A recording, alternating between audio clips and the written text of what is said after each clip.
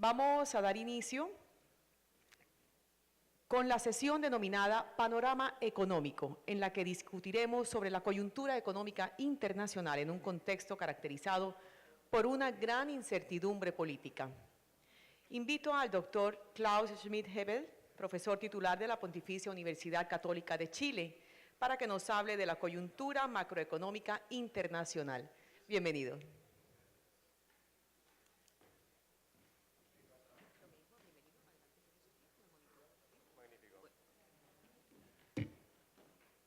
Muy bien, muy buenos días. Es un gran placer estar en Colombia. Siempre es un gran placer estar en Colombia.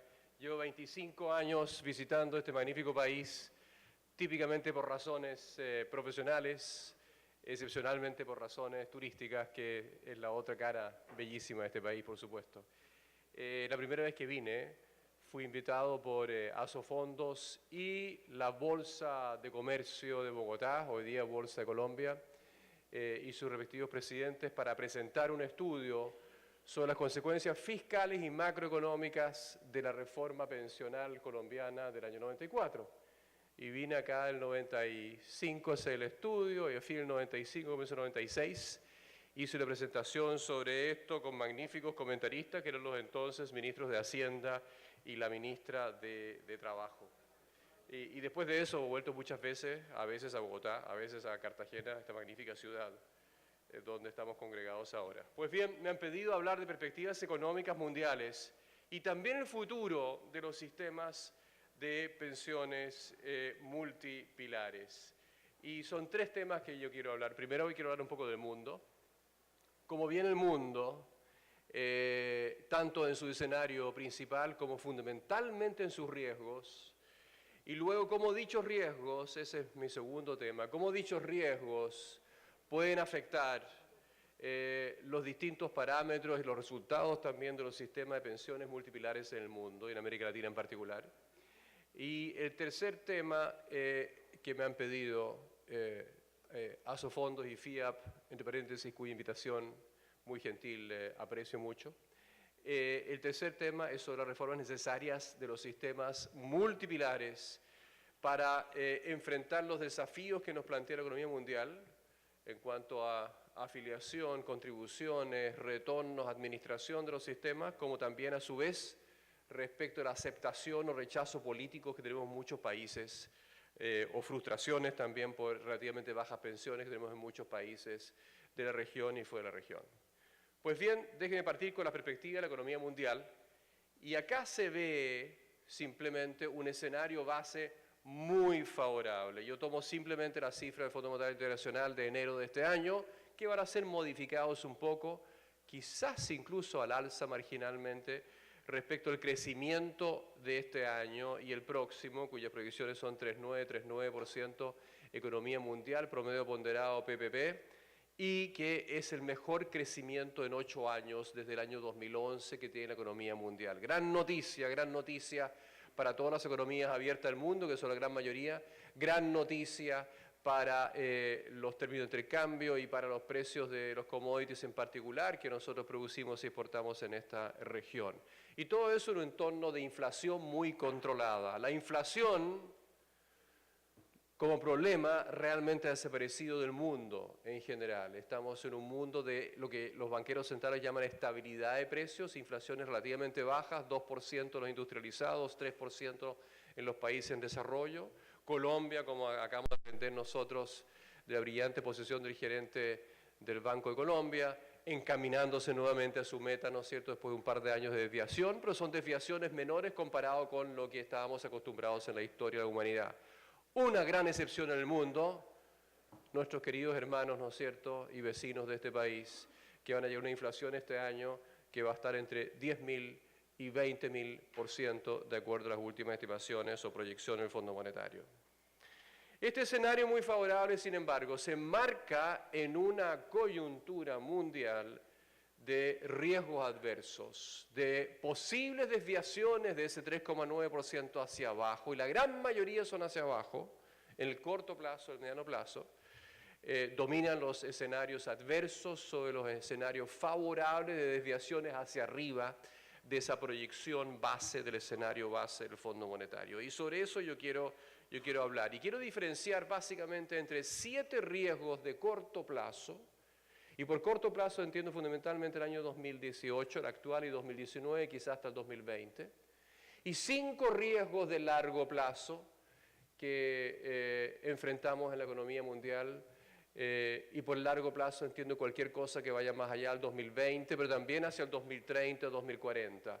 ¿Por qué ese horizonte tan largo? Porque, por supuesto, los sistemas de previsión manejan fondos para pagar pensiones, para permitir ciertos niveles de vida a la población retirada a 20, a 10, a 2 años también, pero también a 30 y 40 años, y por eso la mirada también larga. Partamos con el corto plazo. Riesgo 1, guerras comerciales. Ha estado en los diarios en todo el mundo en las últimas 2-3 semanas.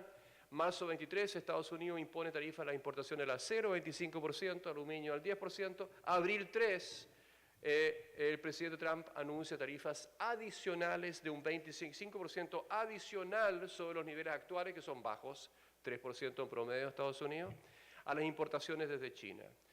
Antes de eso, Trump ya había cancelado el Trans-Pacific Partnership y el Transatlantic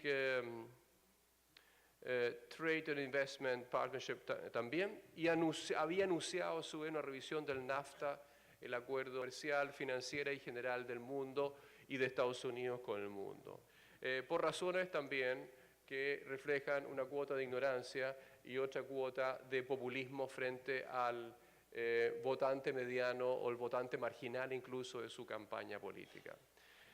Pues bien, en parte también esta guerra comercial iniciada con China tiene alguna no justificación en el instrumento que eligió Trump, que es colocar aranceles, pero el diagnóstico sí. Y el diagnóstico es un país, un socio comercial cada día más importante para el mundo, para todos nosotros y para Estados Unidos, que ciertamente no juega con las reglas del juego que otros países juegan y que por tanto hace masivo dumping en algunos productos, incluyendo acero y aluminio. 80 países llegaron a colocar ya aranceles a las importaciones chinas de acero en el mundo, hasta hace pocos meses atrás. Y a su vez, masivo dumping, yo diría, de inversiones también, a través de subsidios masivos, a través de empresas estatales o crédito barato, de inversiones chinas en el resto del mundo. Entonces, este es un país que no juega con las reglas de mercado y competitiva del mundo, pero quizás la forma de reaccionar de Trump no es la correcta.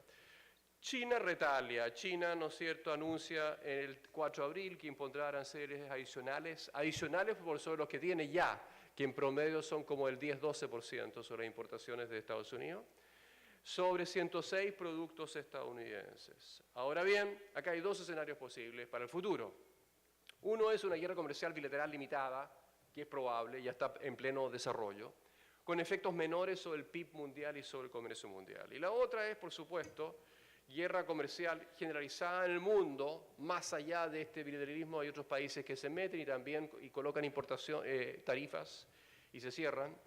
Este escenario implica efectos adversos de primer orden. Creo que es improbable lo que hemos visto estos últimos días y las señales que han dado países importantes, los europeos, los japoneses, etcétera, hacen improbable, altamente improbable este escenario. Bajo este escenario improbable, la economía mundial se contraería si el mundo como un todo eleva su tarifa promedio en 10 puntos porcentuales, digamos de un 5 a un 15%.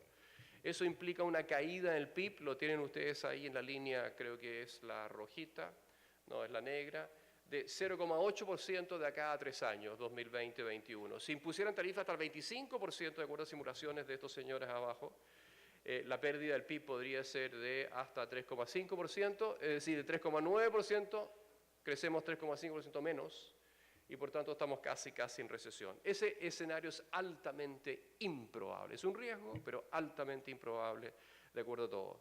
Una guerra de esa magnitud a su vez implicaría tremendos efectos redistributivos. Algunos países, muy pocos, ganan en el corto plazo.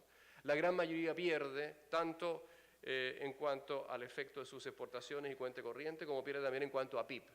El comercio mundial se contraería. Ahora bien, eso algo tiene que ver con la popularidad de la globalización. Y la popularidad de la globalización es particularmente baja. Las personas que piensan que la globalización es una fuerza para el bien del mundo, es un porcentaje especialmente bajo en los países industriales donde hay muchos perdedores de la globalización, que es el trabajo no calificado, que ha perdido niveles salariales, si no en términos absolutos, sí en términos relativos, y a que ha perdido empleo. Y esto es particularmente fuerte en países como Francia, Estados Unidos, Reino Unido. El Brexit no se puede entender sin este fenómeno también. Y en Estados Unidos, ¿no es cierto?, apenas un 40% está a favor de que entiende que la globalización es algo positivo para el bien del mundo. En cambio, los grandes ganadores, que son Vietnam, Filipinas, India, Tailandia, Malasia, acá no hay países en esta encuesta del World Economic Forum que incluye América Latina, donde me imagino que estaríamos un poquito entre medio, pero los grandes ganadores, la población apoya masivamente la apertura e integración comercial del mundo. Y bueno, para ser un poquito más técnico, en un paper que acabo de publicar en Contemporary Economic Policy con dos premios Nobel, con Robert Engel y Dan McFadden, y además con Ole Aschenfelter, nosotros hacemos una revisión general de la literatura técnica, académica, internacional, disponible hasta ahora, sobre los efectos sobre crecimiento y también sobre distribución y pobreza a nivel global y en promedio de países también. Y encontramos básicamente sobre crecimientos solamente efectos positivos de la globalización medida de distintas formas. Segundo riesgo, lo mencionó algunos de mis brillantes predecesores que hicieron estupendas exposiciones, el riesgo, ¿no es cierto?, de una burbuja en precios de activos. Y poniéndolo más suavemente, quizás el riesgo de alta volatilidad financiera y término del boom en materia de ganancia de capital en los mercados de renta variable en el mundo. Ustedes ven acá el Standard & Poor's a la izquierda, un periodo muy largo de crecimiento en el Standard & Poor's, una volatilidad también relativamente alta nuevamente en las últimas semanas y meses. Lo mismo el FTSE 100, ¿no es cierto?, en Inglaterra. Si uno observa lo que ha pasado en los últimos 2 meses, la situación es algo preocupante, ¿no es cierto? Desde los peaks de los mercados accionarios y renta variable en el mundo de fines de enero, el Standard & Poor's ha bajado un 10% y el VIX ha subido al doble, más o menos de 10 a 20, incluso ha alcanzado niveles de 35, algo así, en los días más álgidos a comienzos de febrero, cuando el nivel del VIX, la línea azul, llegó a los niveles más bajos. Pues bien, estamos viviendo momentos interesantes en renta variable a nivel global y nada asegura que esto termine en los siguientes días, semanas o meses. Si miramos la historia del mercado mejor documentado del mundo, el más largo, que es fundamentalmente el mercado accionario de la Bolsa de Nueva York, nosotros estamos metidos en la expansión más larga, quinta más larga de la historia del Standard & Poor's desde los años 20 hasta ahora, vale decir, en 100 años, esta expansión de 8,8 años, 8,9 años hasta la fecha, 8,10 realmente, casi 9, porque esto llegó hasta diciembre de 2017, en realidad son 9 años, es la quinta más larga, con una acumulación bastante importante de 384% hasta diciembre de 2017, de la recuperación desde los deprimidísimos niveles de marzo 5, 2009, que fue el nivel más bajo en plena crisis financiera mundial. Tercer gran riesgo, tensiones geopolíticas. Y esta tensión política tiene varios componentes. Componente número 1, cuando las semidemocracias se transforman en dictaduras manejadas por un partido, por un comité central, es un peligro para esos regímenes, es un peligro geopolítico para sus vecinos y para el mundo como un todo, si es que son players importantes de la política mundial.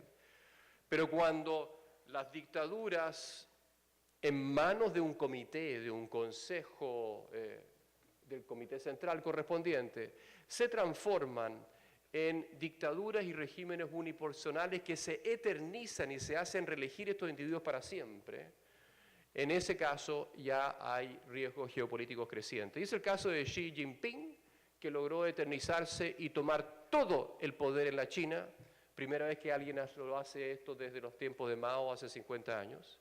Y segundo, Putin en Rusia. Y por supuesto, estos no son players menores en el escenario político mundial. Si a eso le agregamos los populismos en democracias estables, Trump, quizás Berlusconi pronto, Le Pen quizás después, si es que Macron pierde la reelección. Si eso le agregamos las guerras regionales calientes, Medio Oriente, Siria hoy día, donde estamos muy preocupados, ¿no es cierto?, lo que está sucediendo ahí eventualmente, Afganistán, el Sahel subsahariano. La suma de esos factores hace que este año 2018 vivamos un mundo mucho más peligroso que los años previos. La suma de eso implica tensiones geopolíticas crecientes y mayor volatilidad económica y financiera en el mundo. Riesgo 4, nuestra región. Nuestra región, por su tamaño relativamente pequeño y su relativamente baja gravitación en el mundo, no representa un gran peligro que pasa dentro de ella para el resto del mundo.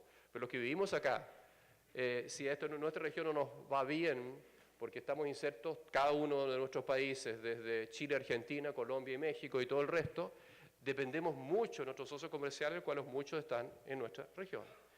Pero bueno, América Latina es difícil generalizar porque es una región de una enorme heterogeneidad intrarregional entre países e instituciones, entre políticas y resultados muy distintos, muy distintos. Tiene sombra en muchos países, no en todos, pero las sombras, yo diría, es la combinación de gobiernos populistas, algunos prosecutados y en la cárcel sus ex gobernantes, otros no. Instituciones muy débiles, mucha corrupción, tenemos mucha corrupción en realmente todos nuestros países en mayor y menor grado. Pobreza todavía que es difícil vencerla, una alta concentración del ingreso, oportunidades disparejas y bajo crecimiento. Pero divergence, diferencias intrarregionales, realmente son importantes. También hay luces, no hay solo sombra, hay luces. Y las luces yo las concentraría fundamentalmente en la Alianza del Pacífico, la primera esfuerzo de integración dentro de Latinoamérica exitosa desde Simón Bolívar. Después de 200 años de retórica, finalmente tenemos un acuerdo de integración que señala el futuro y ha alcanzado resultados muy notables en su breve vida. La Alianza del Pacífico, los 4 países que la componen, Colombia, México, Perú y Chile. Y espero que vengan más, espero que se amplíe esto a más miembros de América Latina. Hay muchos miembros observadores del resto del mundo, pero necesitamos más miembros de América Latina que se comprometan con la integración plena, comercial, de personas y financieras, ¿no es cierto?, que la Alianza está empujando, y a su vez de instituciones y reglas. Y la otra cara de la Alianza es un tratado que se acaba de firmar en Santiago de Chile el 8 de marzo, que es Trans-Pacific Partnership, sin Estados Unidos, sin Trump, y fue una gran gracia de los 11 países, ¿no es cierto?, del Pacífico, que se firmaron este magnífico tratado, que sin duda tiene como metas ambiciosas ampliarse y profundizarse en el futuro, ojalá también con cada vez más países de América Latina, al menos del RIM del Pacífico. Riesgo 4, entonces, es de que vivimos en un vecindario estancado e inestable. ¿Estancado en qué sentido? 0,9%. 0,9% la tasa de crecimiento de América Latina durante un diseño ya completado en su mitad, el lustro 2013-2017, y un segundo diseño en las proyecciones del Fondo Monetario Internacional 2018-2022, donde no vamos a crecer mucho más cada uno de los países y estaremos cerca de la media del 0,9%. Está bien, esa media está un poquito influenciada por Venezuela. Sin Venezuela sería 1,2 o 1,3 o algo así, pero 1,3 de crecimiento del PIB implica 0 crecimiento del PIB per cápita en nuestra región, y eso es dramático. Somos la única región importante del mundo, de las 5 o 6 regiones, donde no solamente estamos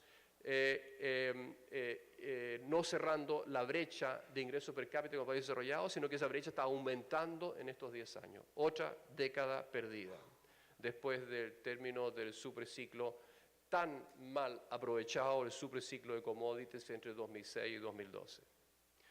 Quinto riesgo, políticas procíclicas en Estados Unidos. Estados Unidos está en la fase más alta del ciclo, alguien lo dijo recién, ¿no es cierto? Estamos en una situación de sobreempleo natural, una tasa de desempleo efectiva de 4,3%, el desempleo natural está en 4,5%, ¿no es cierto? Y todavía siguen creciendo. El PIB está sobre el nivel potencial. Pero la política monetaria es aún expansiva. El conservaturismo por elevar tasas en Estados Unidos, el cuidado es extremo, de manera que las tasas de interés reales en Estados Unidos, que fueron negativas los últimos 10 años, recién están entrando de a poquitito en campo positivo, cerca de cero. ¿Y la política fiscal, para qué decir? La política fiscal, ahora en la situación más alta del ciclo, Trump ha pasado una ley, y es ley, ¿no es cierto?, reforma impositiva, sin afectar mayormente el gasto, con crecimiento del déficit, por tanto una política fiscal súper expansiva, por tanto una política fiscal súper procíclica que está profundizando esta parte del ciclo y por tanto va a profundizar el inexorable e inevitable ajuste que tenga que producirse cuando este ciclo termine. Es decir, Estados Unidos con sus políticas procíclicas está repitiendo el mismo error del libro de texto de los años 2002-2006. La irresponsabilidad de los secretarios de Estado, de los secretarios de Finanzas de Estados Unidos, sumada a la irresponsabilidad del señor Greenspan, corregida muy tarde por Bernanke en el 2005-2006 con tasas muy bajas y déficit crecientes bajo Bush Jr., ese mismo error se está cometiendo ahora. Y por tanto está sembrando una leve continuación del ciclo expansivo, pero peor que eso, cuando esto se revierta, el ajuste va a tener que ser fortísimo. Sexto riesgo, asociado a lo anterior, por supuesto, el término del boom de crecimiento. Fíjense que esta expansión, nuevamente tomó datos de Estados Unidos, ¿por qué? Porque nuevamente Estados Unidos es el que tiene la serie más larga de datos trimestrales y anuales de su ciclo económico y de crecimiento, ¿no es cierto? El NBER parte en algo así como diciembre de 1854, son 150 años de historia. Esta es ahora la segunda expansión más larga que ha tenido Estados Unidos en su historia, mucho más larga que la historia anterior, el Dow Jones, en lo financiero. Esta expansión real es la más larga que ha tenido Estados Unidos en su historia de los últimos siglo y medio. En realidad, para todos efectos, en toda su vida como nación independiente. Segunda expansión, 106 meses de crecimiento desde julio del 2009, cuando se alcanzó el trough en la crisis financiera internacional. Ahora, lamentablemente, los riesgos reales y financieros están correlacionados. La correlación simple entre el ciclo financiero del Dow Jones y el ciclo real, el ciclo económico del PIB americano, la correlación es 0.38, con un p-value de 0. Es significativa, no es muy grande, no es 0.8, no es 0.7, sería muy preocupante si fuese así, pero ciertamente no solamente esta correlación contemporánea que importa también cuán buen predictor son los mercados financieros, la renta variable, del ciclo económico real después. Y lo que muestran todos los estudios más antiguos y más recientes es que los precios de renta variable, que han bajado 10% en el mundo en los últimos 2 meses, ¿no es cierto?, son un buen predictor del ciclo económico más o menos un año después, 3 trimestres, 4, 5, dependiendo del estudio, con datos americanos esto. Último riesgo de corto plazo, la correspondiente volatilidad en los precios de los commodities. Han sido una década, 2 décadas de volatilidad en precio de commodities. Desde 1990, ¿no es cierto?, esta volatilidad ha aumentado muy significativamente. Hoy día estamos con volatilidades, acá están los ejemplos de cobre y petróleo, 2 commodities cercanos a los corazones de Chile y Colombia respectivamente, ¿no es cierto?, donde las volatilidades de la década a partir del año 2000 es casi el doble de lo que ha sido en el pasado. Tuvimos el superciclo, ahí está, con los pics de las líneas azules, ¿no es cierto?, históricos del superboom de precio de commodities. Hoy día han bajado, 2013-2017 bajaron, una recuperación en el 2017, pero no sabemos dónde termina, más allá de que la volatilidad es mucho más alta que la histórica. Pero bueno, también hay riesgos de largo plazo. Y un riesgo, uno que ha señalado mi ex jefe Larry Summers con algunos coautores, que él lo ha llamado de secular stagnation, estancamiento secular, observando que la tasa de crecimiento de Estados Unidos ha caído del 6% al 2% en las últimas, 70 años. Y hablando que la población en edad de trabajar es cada vez más baja, porque, como muchas veces se ha dicho en esta misma conferencia, las edades de retiro no han cambiado, pero las expectativas de vida son muchísimo más altas. Eso ocurre además en un mundo de muy bajas tasas de interés, no solo la de corto plazo que yo señalé brevemente, las de largo plazo están bajísimas en los 5 países más importantes del mundo industrializado, están convergiendo a valores cerca de cero, las de largo plazo, ¿no es cierto?, a 10 años, las tasas reales ex post medidas sobre los bonos del tesoro de 10 años. Esto significa que estamos en un fenómeno donde los autores lo señalan que es causado por una mayor propensión al ahorro y una menor propensión a invertir en el mundo, menores oportunidades de inversión y por distintas razones mayores propensiones a que las corporaciones y especialmente las personas ahorren más que antes, por motivos precautorios, porque viven más años en el futuro, lo que sea, distintos motivos. Consecuencias de esto: caen las tasas de interés real de equilibrio en el mundo como un todo, las largas, y se llega a las cotas inferiores, lower bounds de tasa de interés, restringiendo el equilibrio natural previo o el que debería ser. Y además la demanda agregada deprimida causa un crecimiento bajo, nivel de inflación bajo el nivel de las metas y elevados niveles de subempleo y desempleo. Pues bien, esa es una hipótesis. Yo no la comparto del todo. Argumentos en contra hay 2. Número 1, confunde la lenta recuperación cíclica del 2009-18 en Estados Unidos en particular con una tendencia secular de 50 años. Segundo, la caída en crecimiento de Estados Unidos, ahora sí, secular, en 50 años y en otros países de alto ingreso, es plenamente congruente con la hipótesis de convergencia en niveles de PIB por habitante. El crecimiento de los emergentes es muy superior al de los países avanzados desde el 2000, y eso es muy bueno. Los países pobres crecen más, los países ricos crecen menos. Se produce convergencia finalmente, después de un siglo en el cual esto no se producía. El siglo XX fue un siglo perdido para los países emergentes y desarrollados. Riesgo 9, cuarta revolución industrial. Ha habido 3, y la cuarta, se lo sabemos muy bien, viene por digitalización y estamos en plena situación actual de esta cuarta revolución industrial. La oferta de robots crece exponencialmente en los últimos 10 años y lo va a hacer creciendo en el futuro. Los líderes y los adoptan. Y detrás estamos muchos países emergentes. El promedio del mundo es 74 robots por 10.000 empleados. Y en América Latina estamos muy detrás de eso, 31, 18, 10 en países como México, Argentina, Brasil. No todos los países no están incluidos en esta estadística. Riesgo 10, envejecimiento de población. Esto no es un riesgo, esto es una certeza. Lo único que es riesgoso o algo incierto es cómo estas curvas azules y rojas van a evolucionar de acá al 2050. Puede ser un poquito más arriba, puede ser un poquito más abajo. Es el único riesgo. Sabemos con certeza que el mundo está envejeciendo. Y es una gran noticia, por supuesto, porque expectativa de vida refleja mayores, refleja niveles de salud mucho mayores que los de nuestros padres o abuelos. Pero esto implica más años que financiar, en la medida en que no se cambien las edades de jubilación como no las hemos cambiado en América Latina en 30 años. Y significa más personas jubiladas.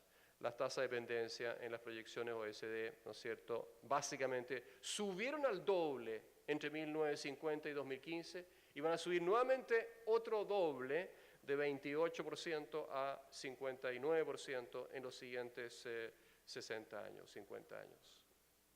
Cambio climático es un riesgo brutal, de largo plazo, que ya lo estamos viviendo. Estos son básicamente las acumulaciones de dióxido de carbono en la atmósfera y ponen en peligro, en caso extremo, la vida humana, la de muchas especies, y implica disrupciones y traslados de gentes y costos económicos para distintos sectores que son muy variables.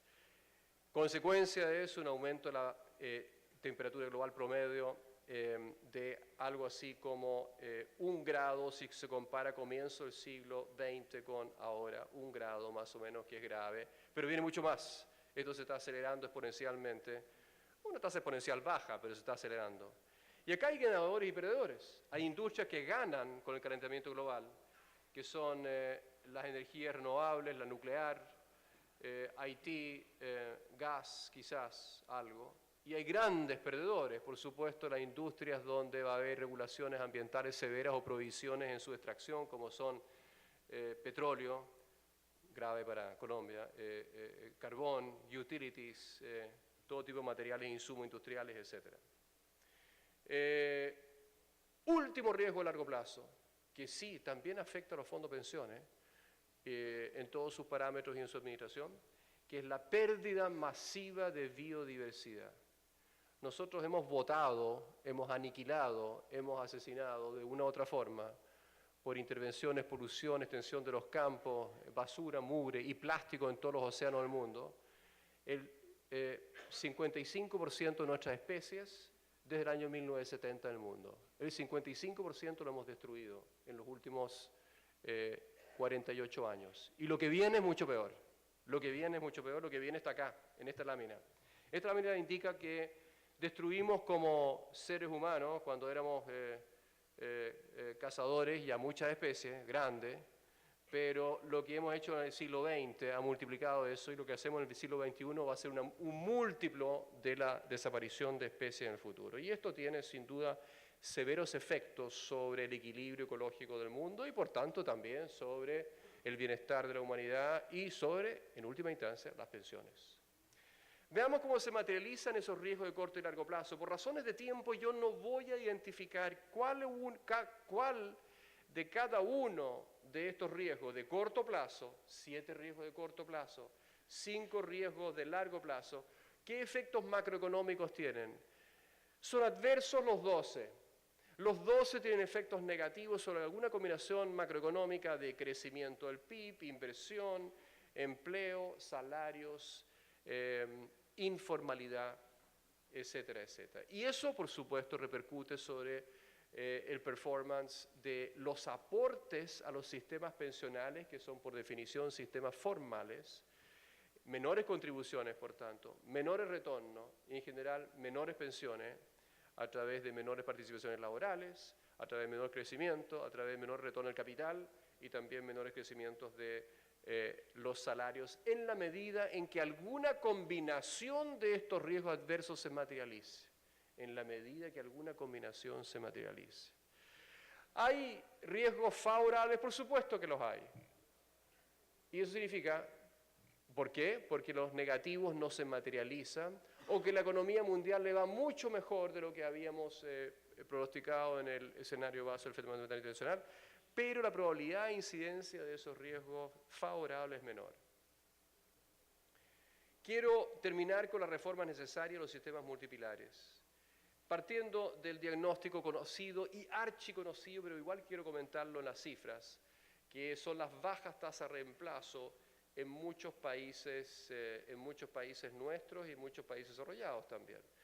¿Cuáles, de alguna forma, se mencionó esta mañana, ¿no es cierto?, en una encuesta que se hizo en Chile, Guillermo Artu la mencionó, de que la gente aspiraba a tener algo así como un 93% de su salario de sus años activos como pensión.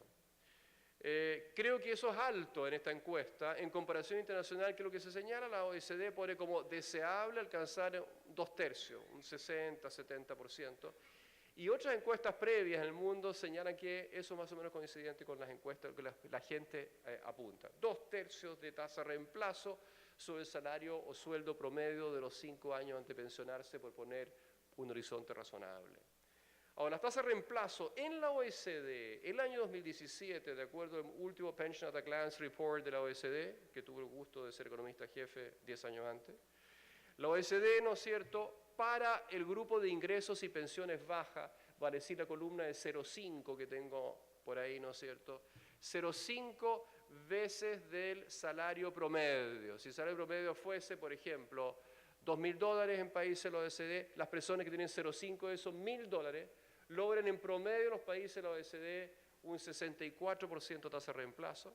Los que están justo en la media del salario promedio de $2.000 alcanzan un 53%, y los que 1,5 veces, digamos $3.000 mensuales en los últimos 5 años, logran una tasa de reemplazo del 48%. Por tanto, los sistemas de la OECD, que son mayoritariamente de reparto, minoritariamente de capitalización, ¿no es cierto?, aunque algunos países eso es al revés, Holanda, Australia, Nueva Zelanda, Chile, México, sin duda que tiene un elemento redistributivo a partir de pensiones redistributivas. Y eso, en principio, es deseable. Si vamos ahora a América Latina, 2 miembros de la OECD, Chile y México, y 6 no miembros, pero algunos muy serios candidatos como Colombia, ciertamente, ¿no es cierto? Las tasas de reemplazo tienden a ser mayores en muchos países que incluso el promedio de la OECD, de acuerdo a datos de la OECD, o de Gómez y Sosa también.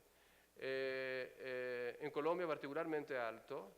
No sé si incluye a todos los pensionados en Colombia o no, esta cifra no lo he chequeado, usted la conoce por supuesto mucho mejor que yo. Me sorprendieron por lo alto, de hecho. Pero en otros países como Perú, como el mismo Chile, las tasas de reemplazo son bastante modestas, en torno al 35% en promedio.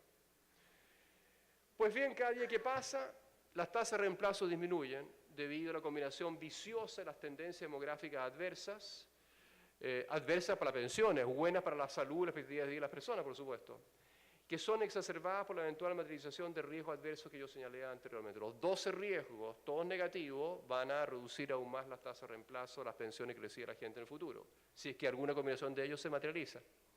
Y por tanto se deben atender las demandas actuales y futuras mucho más intensas por mejores pensiones, implementando reformas profundas y bien diseñadas, requisito central, y que eleven las pensiones entonces y garanticen que sean sostenibles los sistemas de pensiones en el futuro. Políticamente sabemos en Colombia, en Chile, en México, en todo el mundo que esto es costoso. Pero cada día que pasa sin la necesaria reforma, no solo un día perdido desde el punto de vista de lograr mejores pensiones, sino que también implica pagar mayores costos políticos en el futuro por tratar de pasar reformas razonables que garanticen pensiones sustentables. En Chile hemos perdido el tiempo como malos de la cabeza. El gobierno anterior de doña Michelle Bachelet, en los gobiernos previos de Sebastián Piñera I, ¿no es cierto?, no hicimos básicamente nada en esta dirección, para qué decir los gobiernos democráticos precedentes. Pero, y por tanto, no es sorprendente que el actual gobierno, el segundo Sebastián Piñera, esté empujando fuertemente por una reforma que esperemos sea razonable y lleve a pensiones sustentables dentro de un esquema multipilar.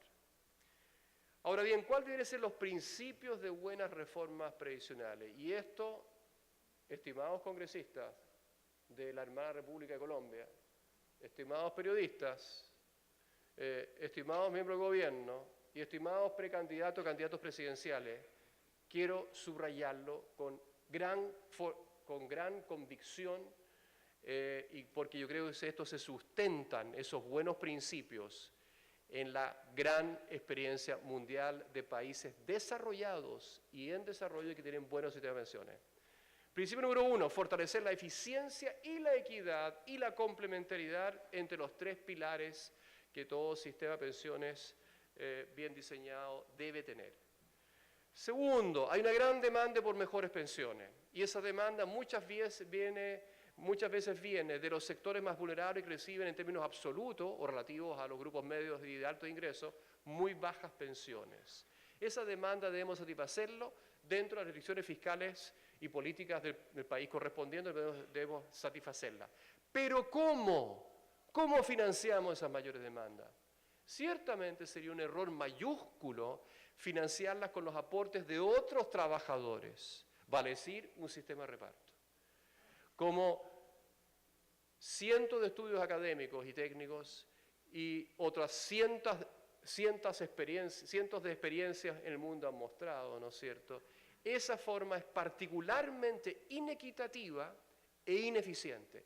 Cargarle a los trabajadores activos un impuesto de cuyo retorno no ven nada, que son las pensiones de los actuales trabajadores que ni siquiera conocen, no son parte de su familia, ¿no es cierto?, es inequitativo porque hace recaer sobre los trabajadores y no sobre el capital el costo de financiar mayores pensiones ahora. Y es ineficiente porque genera mayor informalidad, mayor desempleo y menores salarios netos para los trabajadores que tienen que pagar esto. Y sobre eso la evidencia mundial es clarísima y está documentado en, déjeme repetirlo, cientos de estudios técnicos aceptados por moros y por cristianos.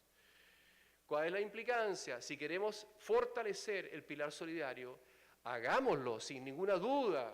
Los pobres no pueden esperar, porque si esperamos hasta mañana o pasado mañana están muertos las personas de bajos ingresos con bajas pensiones.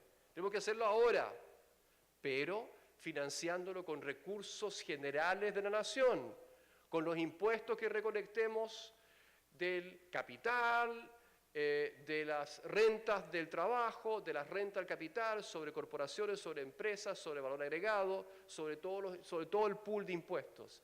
Y si queremos llevar mejores pensiones a las personas que no pueden esperar, ahora tenemos que subir los impuestos o reducir los gastos, así de simple. Tenemos que hacerlo a través de un ajuste fiscal, ¿no es cierto?, para llevar estos recursos a los sectores más pobres. Tercer principio, adoptar las reformas paramétricas que no hemos tenido los cojones políticos para hacerlo en América Latina en los últimos 30 años. Subir la edad de jubilación y aumentar la tasa de contribución. ¿Por qué los países de la OECD, y quizás también algunos segmentos en Colombia, ¿no es cierto?, tienen altas tasas de reemplazo? Porque la tasa de contribución, capitalización o reparto, la suma de ambas, en los países de la OECD es de 19,7%. En nuestros países la tasa de contribución es 5%, 6%, 10 o 12% a los sistemas de capitalización.